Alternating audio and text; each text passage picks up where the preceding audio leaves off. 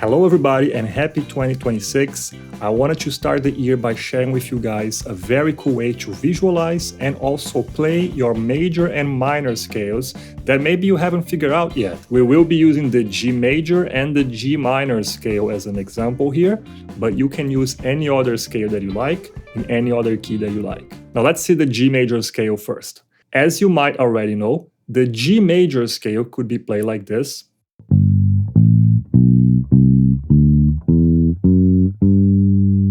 And this is a very good way to get things started. As you can see, we're using the mindset in which one finger is responsible for one fret. So my pointer is playing any note on the second fret, my middle finger is playing any note on the third fret, and so goes on. This way, we never have to shift our hands. And it's very good to learn this way, because not only you start to figure out the sound of the scale, you start to understand the intervals, you start to understand how the scale works. So it's really the best way to start. Now, what I wanted to show you guys is that a scale is not only a fingering, okay? The scale is the combination of notes inside of it.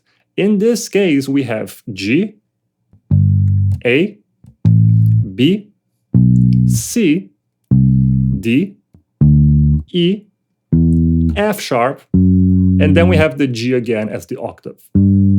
Ideally, we would all be able to look at the bass and find all those notes right there.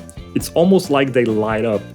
You know, it's like you can see that there's a G here, there's a G here, there's a G here, a G here, another one here, the open G, and then you understand, okay, so that is the root of the scale. It's not just this one.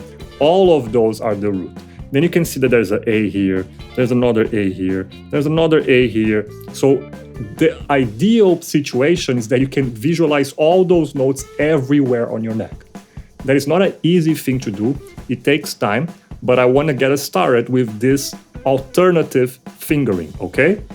The goal here is to try to use a similar amount of notes per strings and also be able to play 2 octaves on the bass. So let's check out this alternative fingering for a 2 octave G major scale.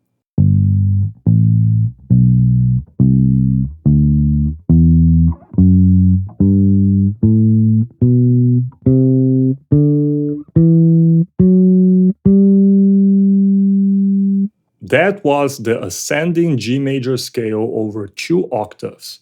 As you can see, we are extending our range much more now because we're going to have the pointer, the middle, and the pinky all a whole step from each other. We have the G and the A right here. We have the A and the B right here. And then we jump to the C. You don't have to get a perfect fingering the way I'm doing, where I am holding this note while playing the pinky. For a lot of you, that would be quite a stretch. So what I recommend is just doing this.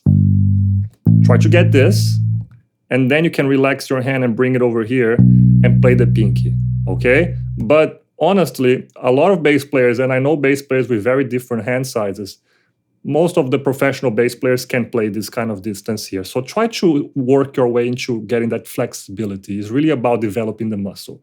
But anyway, those are the first 3 notes. Then we're gonna get the next 4 notes on the A string. We get the C, the D, and the E, and now we're gonna shift our first shift to get the F sharp. So right here, we're playing a full G major scale. 1, 2, 3, 4, 5, 6, 7. And now we can play the octave on the top over here. And if we think about it, this can be the exact same fingering as the other one. 1, 2, 3, G, A, B. And then we're going to shift to the G string. And here's where things can be very personal to the way you like to play it. When we have to play this kind of scale very fast, I like to do this fingering, which is pointer, middle, pointer, ring, pinky. But you can also do pointer, middle, pinky, ring, pinky. Or you can also do pointer, pointer, middle, pinky, pinky. That one shifts a little bit more. Whatever way you do it, just understand that it's about the notes, okay?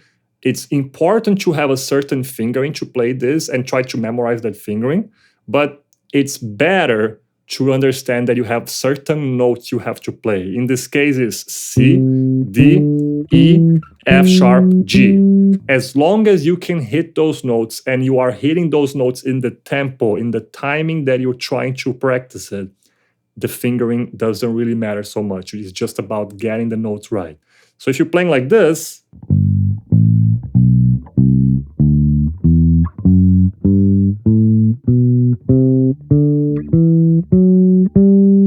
and you're getting those clear, that's perfect. That's all you need. That doesn't matter if you think that fingering is the right fingering or the wrong fingering. There's no such thing really, because we don't play fingerings, right? We play music, and music rarely involves us playing a scale for 2 octaves all the way up. We just learn this so we can get better at playing music, overall better at playing music, because it allows us to visualize the scale, which would help us if we're playing in the key of G major. So that will show us what notes would be available in that key, and that would just be a better way to navigate the instrument. There are many things that are beneficial by learning a scale like this. But my point is, if you're not sure why you're doing this, just trust a teacher, just trust someone trying to teach you music, practice it, and you will improve, okay? So now let's play that scale going backwards. So going backwards, we could just copy the fingering exactly the way we went upwards. So we could do like this.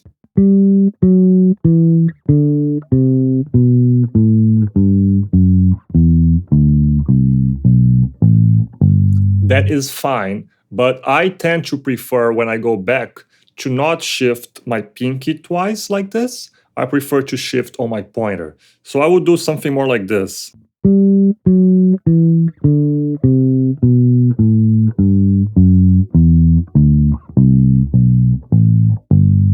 So that way the shift happens over here. Here is the final version that I enjoy playing it. You don't have to copy this version, but it's the way that I like to play and practice, of a major scale, in this case the G major scale, upwards and backwards. 1, 2, 3, 4.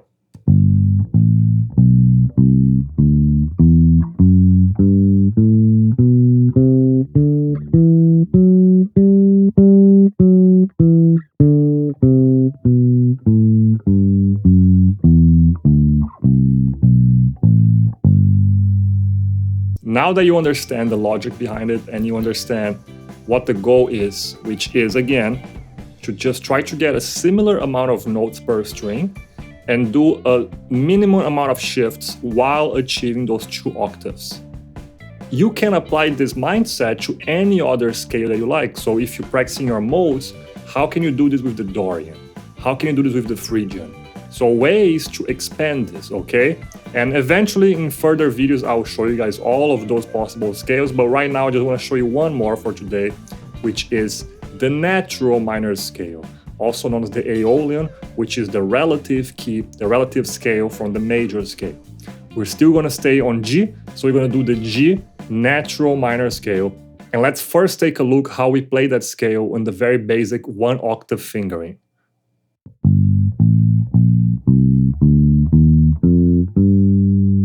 So many of you probably know that fingering is just going to be with no shifts, and we're going to play the scale up and down. We're going to have G, A, B flat, C, D, E flat, F, and G. Okay? How can we make this into 2 octaves? Well, let's try to add some shifts, and let's try to make our way all the way to this G again. So one way we can do it is like this.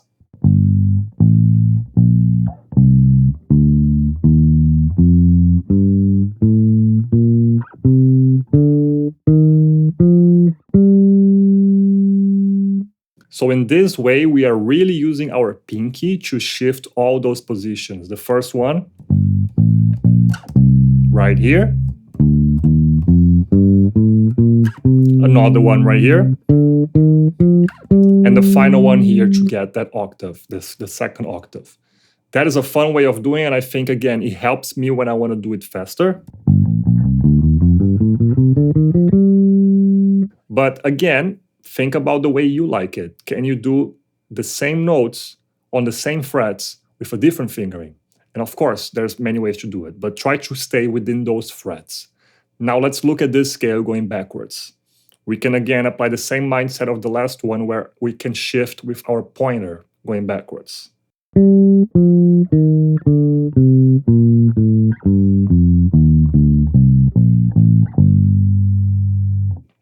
So in this fingering, we have the pointer sliding back so we can reach the next position, and that way we can have 2 octaves. Let's now play both upwards and backward shapes, and that way we can have the full G natural minor scale with 2 octaves.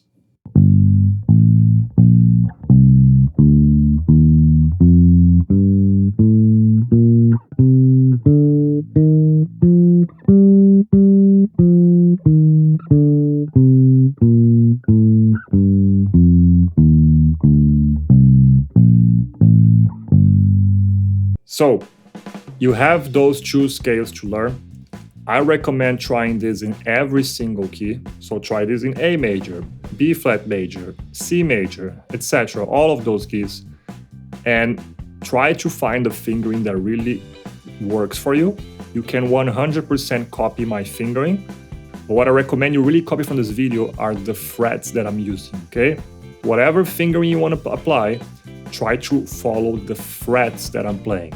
I find those to be the most optimal way to move on the bass in a very horizontal manner and reach those 2 octaves. The cool thing about learning this is that before you had this G major scale over here, and you are stuck within only these 4 frets. But now,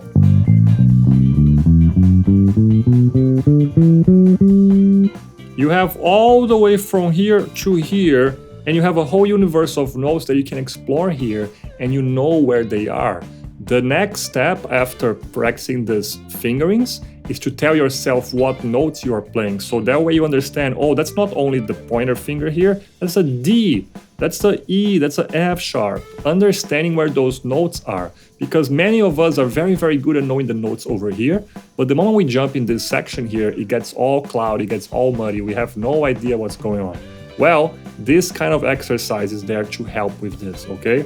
This will help you map your instrument.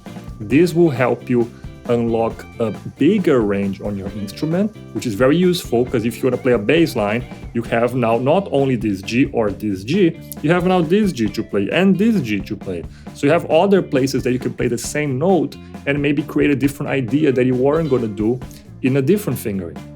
That is the goal of learning scales, of doing exercises. It just frees your mind. It just allows you to be much more flexible and fluid on your instrument. So try all of this very slowly. And if you want to download the tabs with the PDF or Guitar Pro, XML, PNG, audio extension files, and also a mini lesson that I add there on my Patreon, just go and click on the link in the description. That's my Patreon there. You can have this plus hundreds of other lessons that I teach, and you'll also be able to support me to keep making these videos. So don't waste any time. Go back to practice, and I'll see you guys next one. Bye.